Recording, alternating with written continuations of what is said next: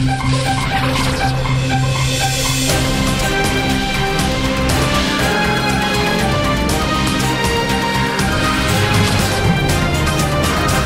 dan iz ljubljanskega studia 136, to so vesti na vesti.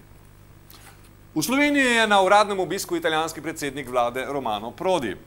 Najbolj odmevna novica srečanja je bila Prodijeva pobuda, da bi iz pristanišč v Trstu in Kopru nastalo eno samo, ki bi se povezalo tudi s pristaniščem na Reki. Prodi je poudaril tudi, da se Italija v celoti strinja s slovenskim programom predsedovanja EU. Janez Janša pa je izrazil zadovoljstvo nad izvajanjem zaščitnega zakona za slovensko manjšino v Italiji. Kaj vse se bo v kratkem zgodilo na tem področju, nam je povedal senator in podtajnik na italijanskem zunanjem ministrstvu Miloš Budin. Je vlada italijansko odobrila dekret za teritorializacijo. Ta dekret bo v kratkem,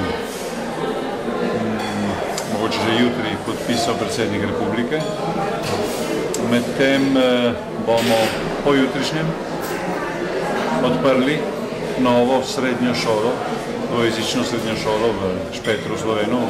Kdor pozna razmere v Italiji, kdor pozna razmere slovenske manjšine v Italiji, ve, kakšnega pomena je ta dogodek. Nova Slovenija je izbrala kandidatko za ministrico za znanost Mojco Kucler-Dolinar.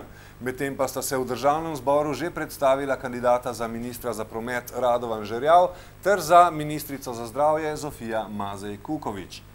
Glede na izjave bodočih ministric in ministra se nam v vladni politiki obetajo precejšnje spremembe. Mojca Kucler-Dolinar se bo zakona o visokem šolstvu lotila tako rekoč na novo. Gotovo pa bo potrebno nekatere stvari vrniti na neko točko, kjer je obstajal določen konsens. In tukaj mislim tudi sama veliko pozornost namenjati predvsem ponovni vzpostavitvi nekega konstruktivnega dialoga z vsemi sodelujočimi v tem procesu. Kandidatka Zofija Mazej Kukovič napoveduje dokončanje velikih gradbenih del. Onkološki je tisti, ki seveda računam, da bo vseljivost tu in da je tudi pediatrična klinika tista, ki se bo zgodila in vselila znotraj enega leta. Radovan Žerjav pa meni, da se o prodaji slovenskih železnic, Luke Kopra in Inter Europe ne kaže pogovarjati samo z Deutsche Bahnom. Kar se tiče zgodbe okrog tega holdinga, sem prav gotovo na tej strani, ko se govori o transparentnosti. To pomeni, da po mojo oceni ni prav, da bi se samo za nekom nedinim pogovarjali. Slovenske medije je pretresla novica, da je v oddaji TVS Vroči stol Vladimir Vodušek, ki mu je Anton Rop pred časom razkril prisluhe Janši in Sanaderju, gostil člane Komisije za nadzor varnostno-obveščevalnih služb. Naš reporter Denis Sarkić je njegove goste Mira Petka, Jožefa Jerovška, Josipa Bajca in Rudija Mogeta po oddaji povprašal, kako se bo po njihovem mnenju razrešila afera Sova. Najbolj jasen je bil Miro Petek. Upajmo, da se bo čim prej, ker gospod Rop je priznal, da so vse skupaj le govorice.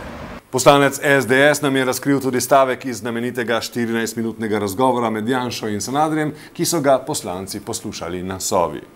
Stavek, ki je rekel gospod Sanader Janezu Janši, da ga bo poklical po volitvah. Kva mi ni skretenček povedal, da se moram počesati? Pa nisem, evo. Ne vem. Se ne zameraš, če ti rečem kretenček, ne? Ne. Pizdunček? Ne.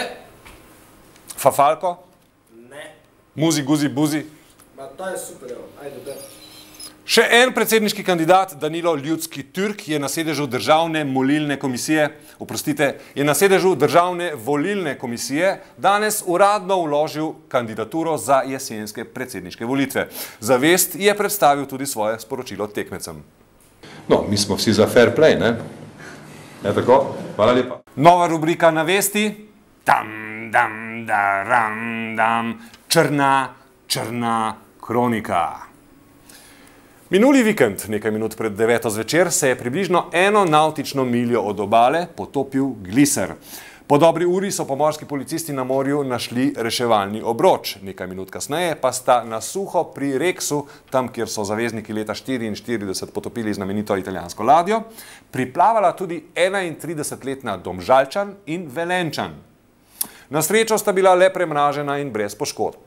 Le slabi 2 uri kasneje sta skoraj na istem mestu zaradi neprimerne hitrosti zapeljala v morje 2 mladeniča, ki sta se prav tako sama rešila in priplavala na obalo. Iz Cela grem staviti.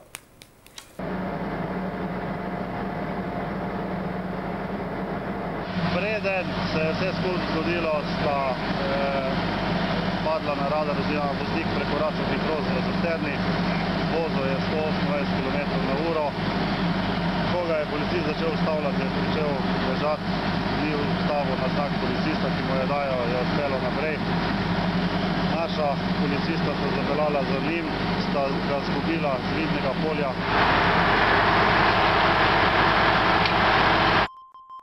Slovenija, Slovenija, Slovenija, kulturac. Ok, tišina snemamo. Tišina!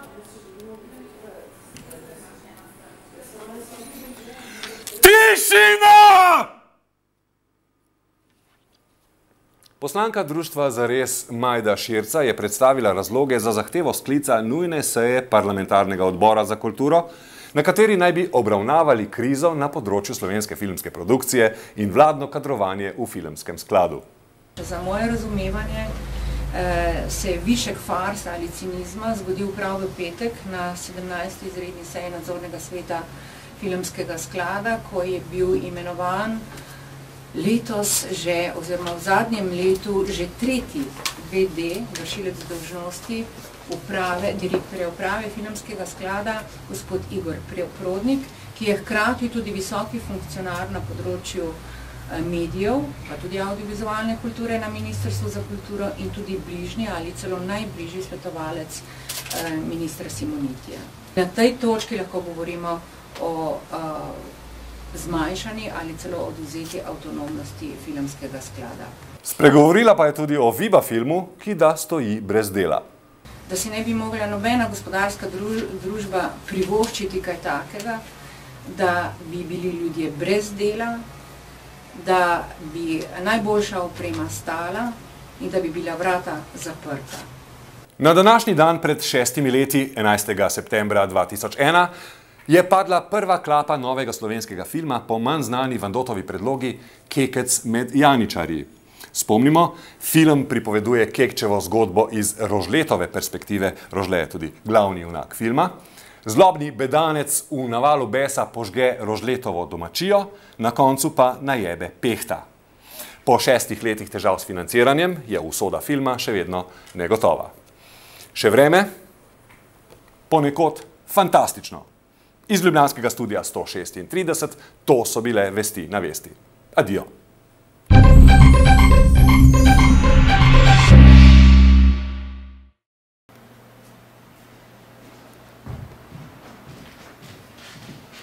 Ajde se vidimo jutro.